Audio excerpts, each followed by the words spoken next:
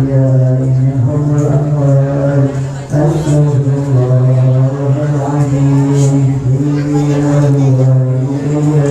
والأصحاب الحقوق والمبارك عليها ولجميع المسلمين والمسلمات والمؤمنين والمؤمنات الأحياء منهم والأموات أستغفر الله العظيم ولوالديها والأصحاب الحقوق والمبارك عليها ولجميع المسلمين والمسلمات والمؤمنين والمؤمنات الأحياء منهم والأموات أستغفر الله ولا إله أستغفر الله من الخطايا